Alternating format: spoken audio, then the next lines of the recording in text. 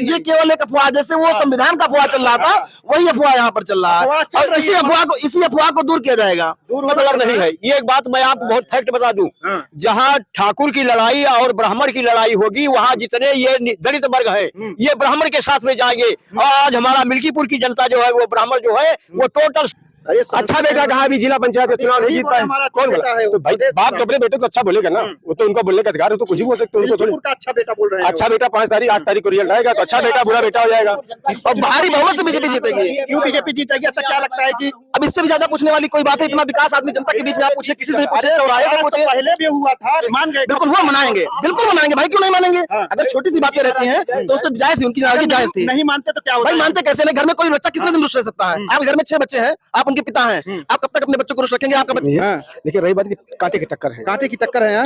फूल और साइकिल में इस बार मामला एकदम जबरदस्त है। और जैसे नमस्कार, अभी हम इस वक्त मौजूद हैं अयोध्या जिला मुख्यालय से लगभग 50 किलोमीटर की दूरी मिल्कीपुर विधानसभा क्षेत्र। जी हाँ, वही मिल्कीपुर जो इस समय उपचुनाव को लेकर सुर्खियों में बना हुआ है, जहां पर लड़ाई सपा बनाम भाजपा देखने को मिल रही थी। वहीं जब से आजाद समाज पार्टी के सूरज चौधरी को यहाँ प्रत्याशी बनाया गया है, ऐसा कहा जा रहा है कि यह सपा के लिए नुकसानदायक साबित हो सकता है। आखिर इस बारी मिल्कीपुर में चुनावी माहौल क्या चल रहा है और यहाँ की पब्लिक क्या सोच रही है, सीधा उन्हीं से बातचीत करते हैं और जानते हैं इस बारी मिल्कीपुर का चुनावी माहौल क्या चल रहा है। दादाजी क्या बताएंगे, इस बारी चुनाव कैसा है मिल्कीपुर का? जो वोटर हमारे धोखा खा गए एमपी के चुनाव में, धोखा खा गए। जी हाँ धोखा खा गए, उनको गलत फहमी हुई, धोखा दे दिया? उनके साथ धोखा सपा पार्टी वालों ने दिया है। अरे सपा सांसद यहाँ जीत गई और अरे वो जीत नहीं गए, वो वोटरों को धोखे में डाल करके वो जीत गए, अन्यथा वो कभी नहीं जीतते। वो धोखा जनता कैसे खा गई? जनता कैसे खा गई कि जनता को ये बरगलाया गया कि संविधान को संशोधन किया जा रहा है, गलत संशोधन किया जाएगा, आरक्षण सारा बंद होगा। कुछ हुआ नहीं, ना गवर्नमेंट का ऐसा कोई प्लान था, केवल उनको बहकाया गया। वही बहकावे में हमारे 50% वोटर जो हैं वो उस बहकावे में आ गए। अयोध्या की जनता धोखाधड़ी में फंस गई, धोखाधड़ी में फंस गई। नहीं तो अयोध्या में ऐसे इतना काम हुआ है कि अयोध्या के में बीजेपी हार जाए। ये बड़े वो तो वोटर, जी हाँ, तो वो वोटर जो है वो सजग हो गए हैं। तो क्या माहौल लग रहा है इस बार? माहौल टोटल एक तरफा बीजेपी हो रही। बीजेपी जी, हर जात जो हम इनके मानते थे कि जैतकोरी हैं, चमार हैं, ये सब मायावती के बसपा के खड़े, पिछड़ा का कोई मतलब नहीं है, कोई मतलब नहीं है। ये एक बात मैं आपको बहुत फैक्ट बता दूं, जहाँ ठाकुर की लड़ाई और ब्राह्मण की लड़ाई होगी, वहाँ जितने ये दलित वर्ग है ये ब्राह्मण के साथ में जाएंगे। और आज हमारा मिल्कीपुर की जनता जो है वो ब्राह्मण जो है वो टोटल 100% भाजपा के साथ। अच्छा, ब्राह्मण क्या इसमें जो है लग रहा है कि ब्राह्मण जिसके तरफ रहेंगे वही ये कॉन्स्टिट्यूंसी हरदम ये शुरू का नियम है। 65,000 हमारे ब्राह्मण वोटर हैं। ब्राह्मण जिस तरफ, अगर एक तरफ ब्राह्मण हो जाए तो कोई नहीं है कि इसको हरा सके। इसका मतलब पिछली वाली ब्राह्मण यहाँ हाँ, वही तो धोखा हो गया, साथ नहीं था तब भी नहीं था। जी हाँ, मिल्कीपुर की जनता इस बारी अजीत प्रसाद को नहीं जिताएगी। अजीत प्रसाद 2 बार हार चुके हैं।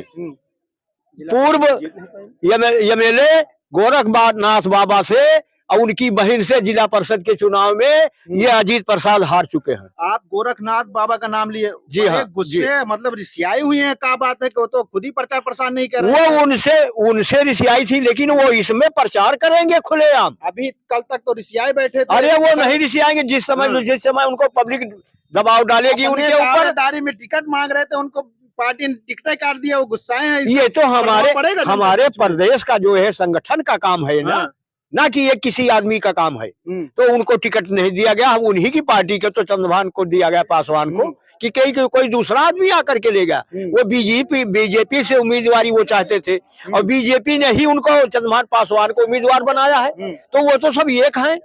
जी हाँ, जो नाराजगी है उसके बारे में बात जो नाराजगी थी वो दूर हो गई। नाराजगी थी कि वो हर लोगों के पास जाते नहीं थे। अच्छा, लेकिन नियम तो ये है कि, और ये भी सत्य है कि जिसकी जरूरत होगी वो जाएगा एमएलए के पास, एमपी के पास, और जो गया नहीं उनके पास तो उसकी क्या मदद कर दें वो।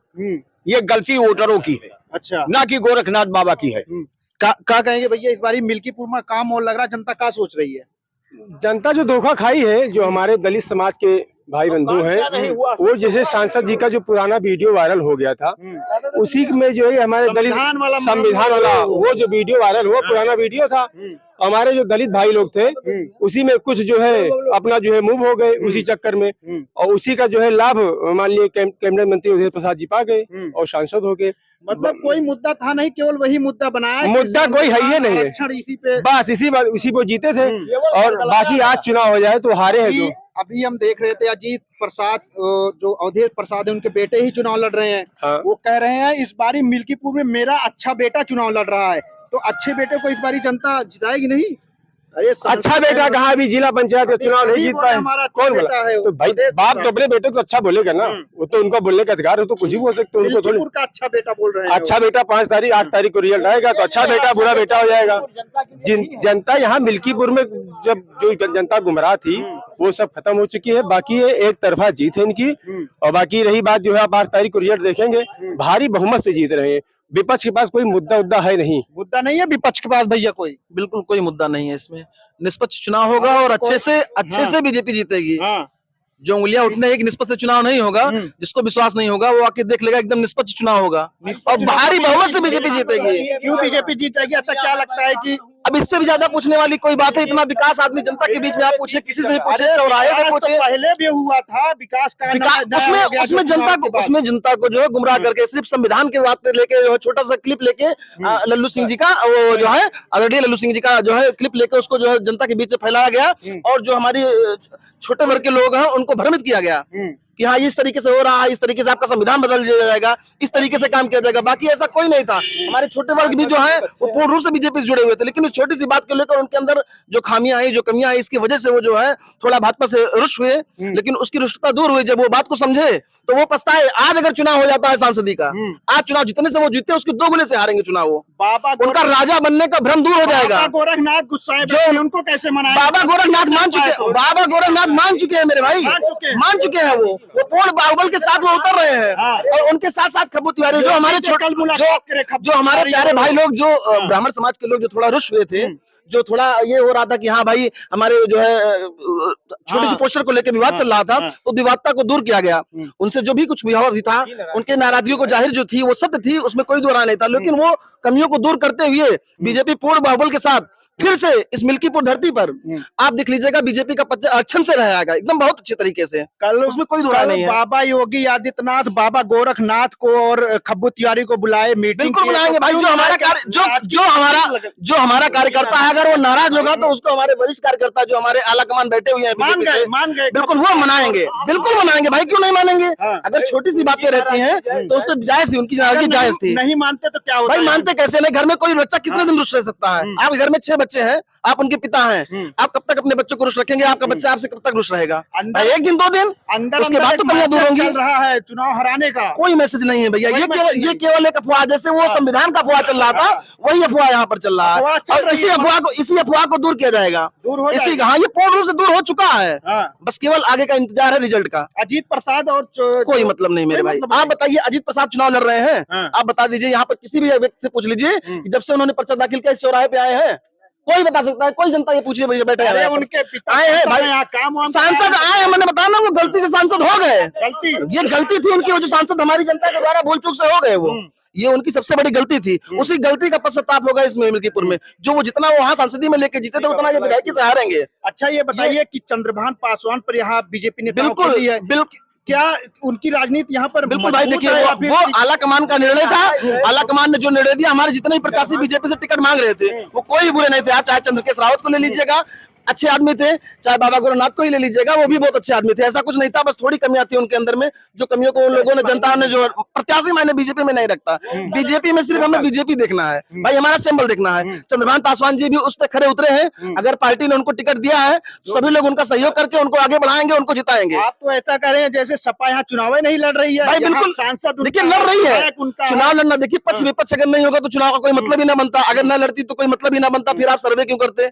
आप अगर सर्वे कर रहे हैं तो इसका मतलब चुनाव लड़ रही है, अगली पार्टी भी है, आप भी सर्वे कर रहे हैं, हर चौराहे पे जा रहे हैं, हर व्यक्तियों से आप उनकी जो है राय ले रहे हैं, इससे आपको पता लग रहा होगा कि कहाँ कौन हावी हो रहा है। लेकिन आप यहाँ की पूरी जनता से पूछ सकते हैं कि इस बार बीजेपी जो गलती की है उसको पूर्ण रूप से खत्म करेगी और अच्छे से अच्छे बहुमत से यहाँ पर फिर से जीतेगी और फिर से इस धरती पर जय श्री राम का पर्चा लहराएगा। जय श्री राम का पर्चा लहराएगा भैया, जय श्री राम का पर्चा लहराएगा एकदम 100% लहराएगा। अभी तक कहाँ जय श्री राम गायब हो गए थे? तब भी जय श्री राम थे, हमेशा थे, पहले से ही थे, आज भी है, हमेशा रहेंगे जय श्री राम। अखिलेश यादव कह रहे हैं राजा बना दिया। अरे राजा वो अपने घर के राजा है, हमारे लिए राजा नहीं, हमारे लिए जय श्री राम राजा है।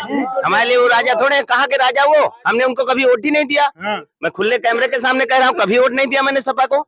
अरे तो आप नहीं दिया, किसी ने वोट तो जीते जिसने हैं। दिया हो गलती से दे, वो 8500 रुपया खटाखट जो आ रहा था ना, 8500 रुपया, इसलिए वोट उनको मिल गया। लोगों को बहलाया गया, संविधान के नाम पे बहलाया गया तो वोट मिल गया। बताया गया हर महीने नाम पे मतलब हाँ बहलाए जाते हैं, जनता है बेवकूफ बना दिया। 8500 रुपया खाते में आएगा, जो अनपढ़ लोग थे उनको बेवकूफ बना दिया। 8500 रुपया किसी के खाते में आया हो बताओ, किसी के खाते में आया? आपके खाते में आया? सरकार बनती तब आता पैसा। सरकार बनेगी कैसे? सरकार नहीं बनेगी। अरे जहाँ से जीते हैं वहाँ 8500 अपने घर से दे दें, अपने घर से दे दें 8500, क्यों नहीं देते? अवधेश जी अपने घर से दे दें। सही बात है। और भी लोग हैं जिनसे बातचीत करेंगे।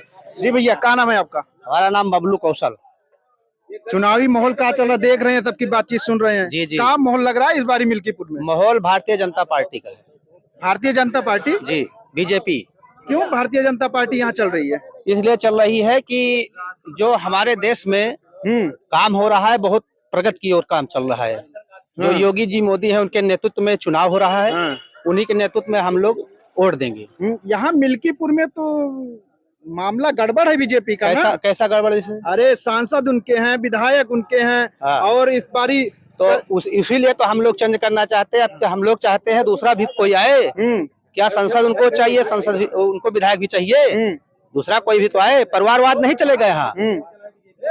यहाँ परिवारवाद से मतलब नहीं, परिवारवाद नहीं चलेगा। नहीं, हमने उनको संसद जिताया, अब इनको हम लोग विधायक करना चाहते हैं, विधायक जिताना चाहते हैं। विधायक जिताना चाहते जी, हैं। क्या कह रहे हैं भैया? क्या कहेंगे भैया? क्या माहौल लग रहा है मिल्कीपुर में इस बारी? भैया ऐसा तो जय राम मंदिर, ये राम मंदिर, कमल फूल, कमल के फूल मिल्कीपुर में। काहे कमल का फूल खिलाएंगे? क्या ऐसा लग रहा है कमल फूल खिलेगा इस बारी? खेलेगा कमी सब है। कहते हम तो राशन नहीं मिल रहा है, सब बंद है। राशन नहीं मिल रहा है। राशन नहीं मिल रहा है। देखिए भैया, राशन नहीं मिल रहा है। हाँ। क्या नाम है भैया आपका? चंदू भाई पटेल। बीजेपी चुनाव प्रचार चल रहा है क्या? चुनाव प्रचार चल रहा है। कैसा चल रहा है चुनाव प्रचार? आप तो चुनाव प्रचार आपका कैसा चल रहा है बीजेपी का यहाँ पे? अच्छा है। अच्छा है। पिछली बारी भी चुनाव प्रचार किए थे आप? पिछली बारी भी चुनाव प्रचार किए थे बाबा गोरखनाथ जब चुनाव लड़ रहे थे। हाँ। तब चुनाव कैसा था? थोड़ा सा नॉर्मल था। नॉर्मल। और इस बारी ऐसा क्या लग रहा है कि अच्छा चल रहा है चुनाव? इस बार माहौल थोड़ा सा अलग है। जैसे क्या जनता क्या अलग इस बारी पा रही है? आप लोग क्या जनता के बीच में मैसेज पहुंचा पा रहे हैं? यंग चेहरा को माने के लोग लाना चाहते हैं। मतलब चंद्रभान पासवान का जो चेहरा बीजेपी ने लाया है, फायदा होने वाला है बीजेपी को। फायदा होने वाला। और जैसे आप बीजेपी के बीजेपी की ही बात करेंगे, जो अजीत प्रसाद हैं, तो उनको लेकर के बीजेपी कितनी सोच रही है कि लड़ाई कितनी टक्कर होने वाली है? क्या टक्कर दे रहे हैं अजीत प्रसाद? टक्कर दे रहे हैं। टक्कर दे रहे हैं। ये देखिए भाई साहब ने असली सच्चाई बताई कि अजीत प्रसाद यहाँ बीजेपी को कड़ी टक्कर दे रहे हैं। टक्कर दे रहे हैं।